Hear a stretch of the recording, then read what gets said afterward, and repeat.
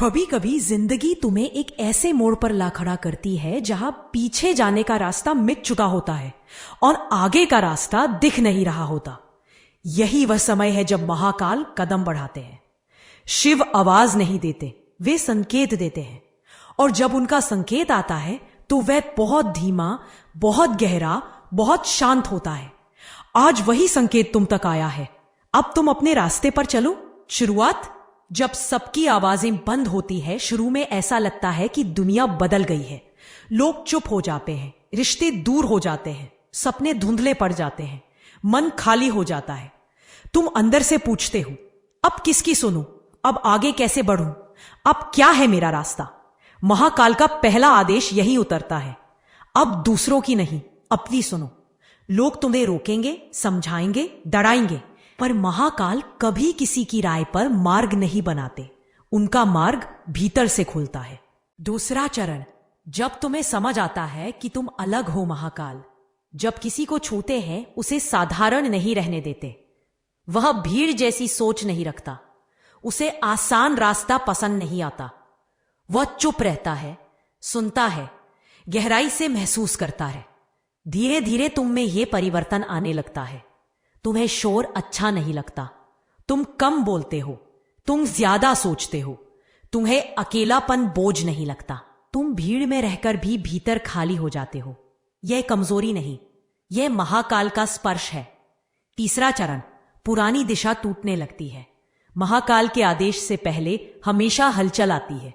काम रुकते हैं, लोग दूर जाते हैं, जीवन धीमा पड़ता है, चीजें हाथ से निकल जाती हैं। तुम घबराते हो, पर महाकाल पीछे नहीं हटाते। वो दिशा बदलते हैं। जिस रास्ते पर तुम चल रहे थे वह तुम्हारे लिए था ही नहीं, वह रास्ता तुमको छोटा कर रहा था। महाकाल तुम्हें बड़ा बनाना चाहते हैं, इसलिए वो पुराना गिराएंगे, क्योंकि नया तुम्हें बुला रहा है।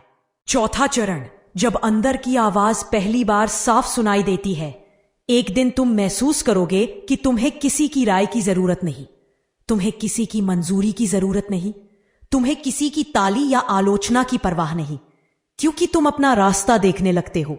वह रास्ता किसी भीड़ का नहीं, किसी समाज का नहीं, किसी रिश्ते का नहीं, वह रास्ता तुम्हारा है। महाकाल का मार्ग अकेले का मार्ग है, और जो अकेले चल सकता है वही बड़ा बन सकता है। पांचवां चरण, डर हटना शुरू होता है।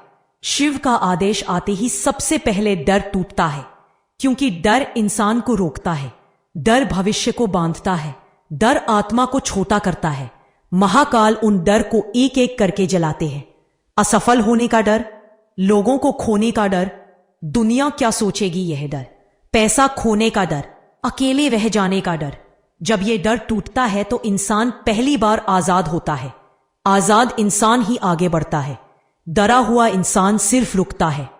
छठा चरण, तुम्हें महसूस होने लगता है कि कुछ बुला रहा है। तुम्हें लगने लगता है कुछ करना है, कुछ बड़ा, कुछ सच्चा, कुछ जो दिल से उठ रहा है। महाकाल का आदेश इसी क्षण पर सबसे जोरदार होता है। यह आवाज सिर में नहीं, दिल में आती है।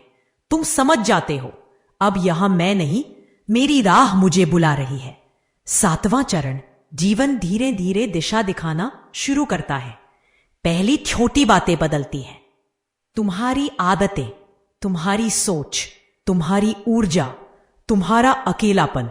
फिर बड़ी चीजें बदलने लगती हैं, मौके, रिश्ते, काम, दिशा, भाग्य। जब महाकाल मार्ग देते हैं तो रास्ता खुद ब खुद खुलता जाता है, तुम्हें केवल चलना होता है। अंतिम चरण, महाकाल का अंतिम आदेश। और अब सुनो, यह आदेश किसी के लिए नहीं, यह सिर्फ तुम्हारे लिए है। तुम अब अपने रास्ते पर चलो, अब किसी की राह मत अपनाओ, अब किसी की मंजूरी मत ढूंढो, अब किसी की बात से मत डरो। अब तुम वही करो जिसके लिए तुम पैदा हुए हो।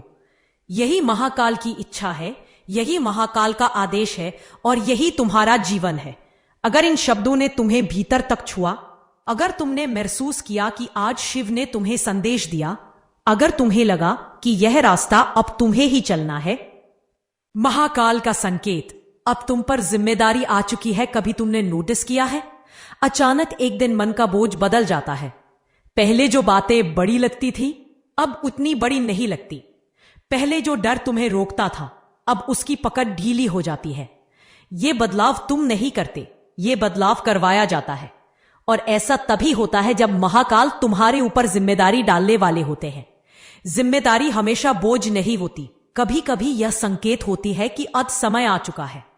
पहला संकेत, तुम्हें अकेला महसूस होना शुरू होता है। महाकाल जब किसी को चुनते हैं, उसे भीड़ से अलग कर देते हैं। तुम लोगों के बीच हो पर मन अकेला होता है। लोग बात करते हैं पर दिल चुप रहता है। पुराने दोस्त दूर जाते हैं, नई भीड़ जुड़ती नहीं। इसका मतलब तुम टूट नहीं रहे, तुम अलग किए जा रहे हो। क्योंकि रास्ता जो आने वाला है वो भीड़ का नहीं, तुम्हारा अपना रास्ता है।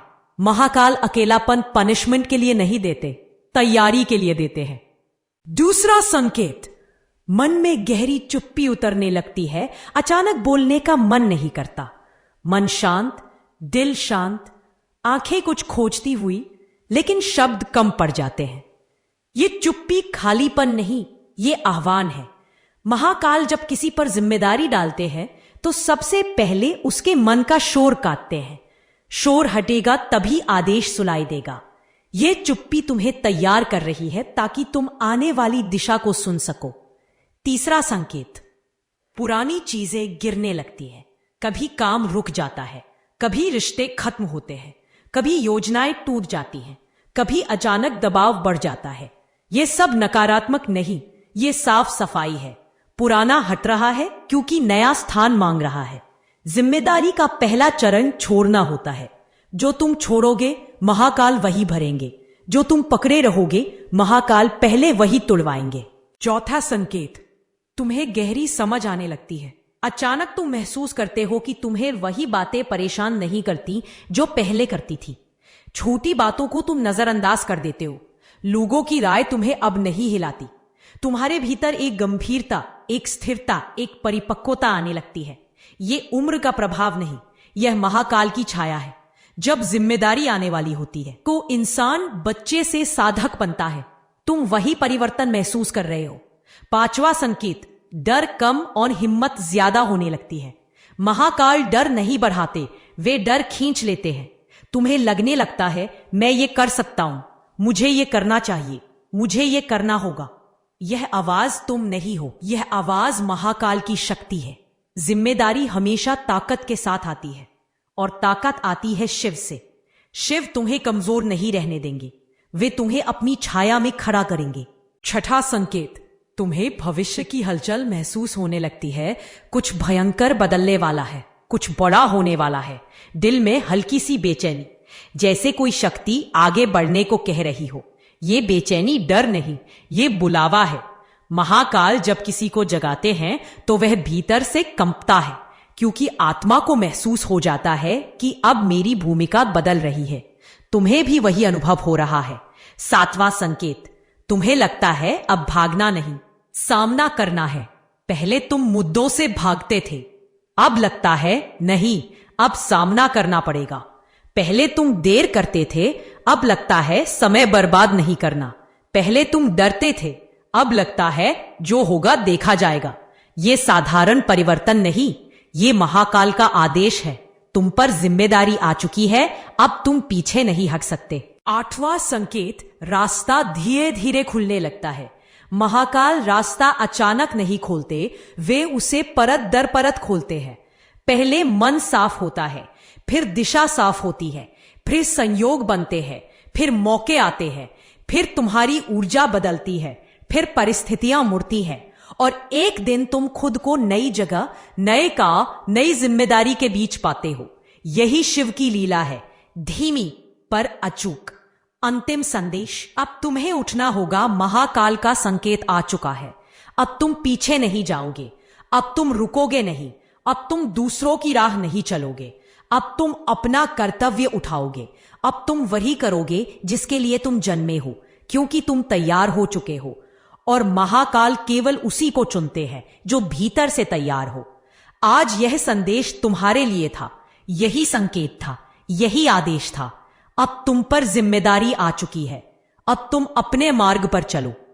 अगर इस संदेश ने तुम्हें भीतर झकझोर दिया, अगर तुमने महसूस किया कि यह वीडियो तुम्हारे लिए थी, अगर दिल ने कहा हाँ, अब मुझे अपने रास्ते पर चलना है, तो इस चैनल को सब्सक्राइब करो।